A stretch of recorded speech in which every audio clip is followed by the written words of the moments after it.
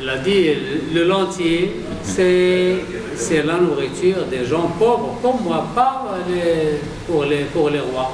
Il dit, c'est mon repas. Et elle a mangé.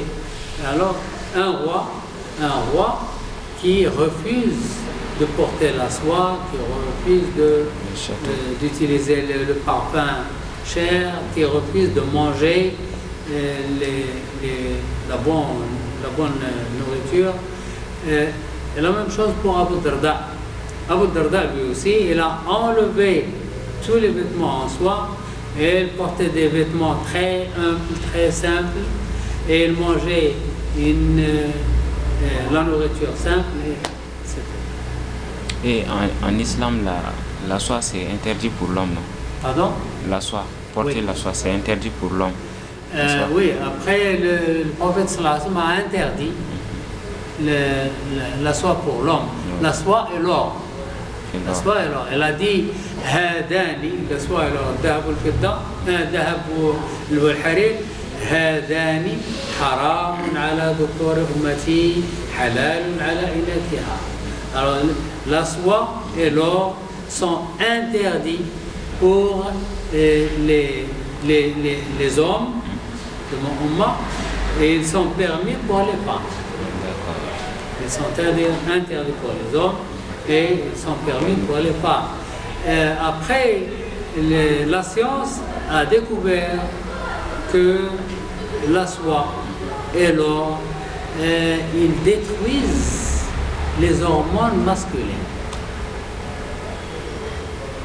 La soie et l'or détruisent les hormones masculines.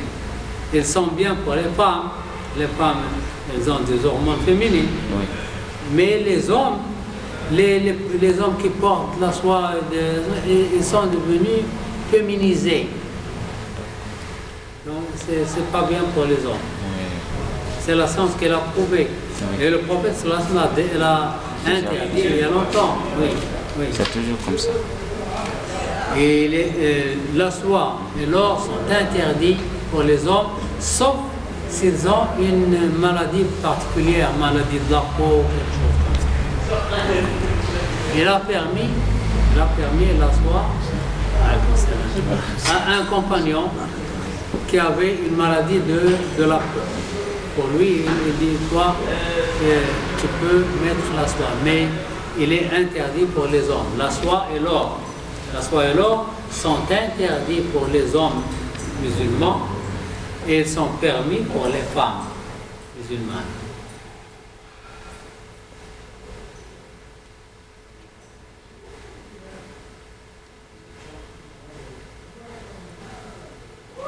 Une fois, un groupe de musulmans vint passer la nuit chez lui, chez Abu Darda.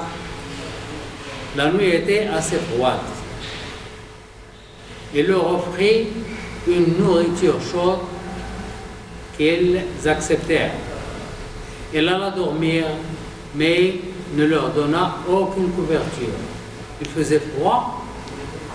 Il avait des invités musulmans et il voulait passer la nuit chez lui et il ne leur a pas donné de couverture. Ils se demandèrent avec inquiétude comment il allait dormir par une nuit si froide. L'un d'entre eux dit, je vais aller lui parler, ne les dérangez pas, dit un autre. Ils ont décidé de lui demander de leur donner des couvertures.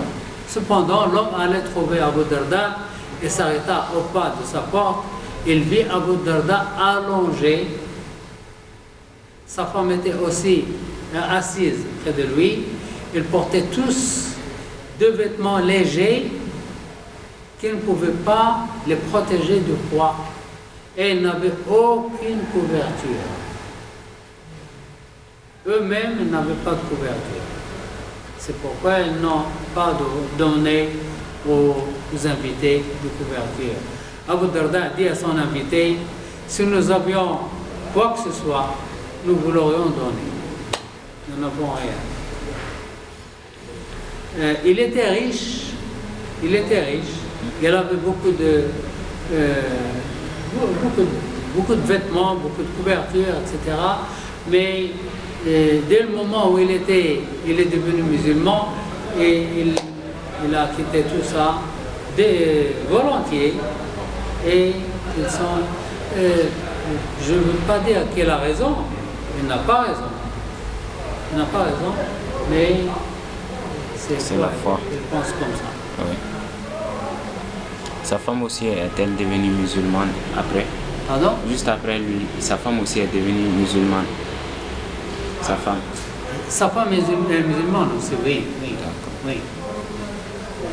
Il s'appelle Abu Darda parce que sa fille s'appelle Darda. Lui, on l'appelle Abu Darda et la femme, on l'appelle Darda. C'est l'habitude des Arabes. On appelle la personne avec le premier-né des enfants. Le premier-né des enfants. Le prophète, on l'appelle Abul Qasim.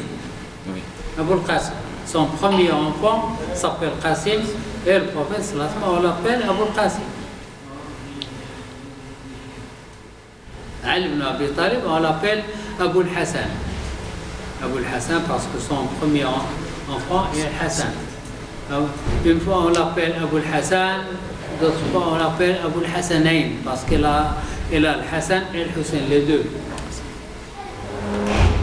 On appelle la personne avec le premier né des enfants, soit garçon, soit fille.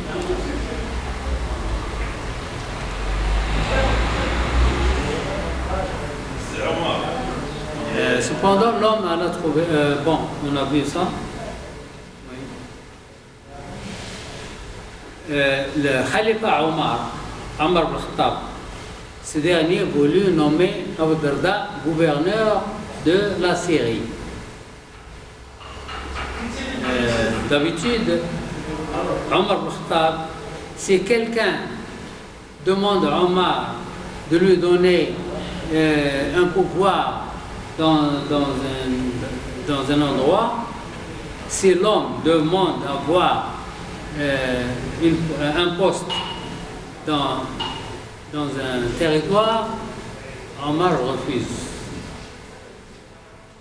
N'importe qui demande un poste de gouverneur ou de quoi, Omar refuse parce qu'il ne donne pas le pouvoir à quelqu'un qui le demande.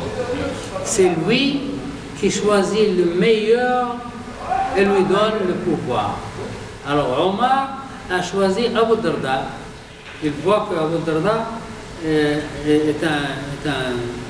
un homme bien qui peut être un bon gouverneur.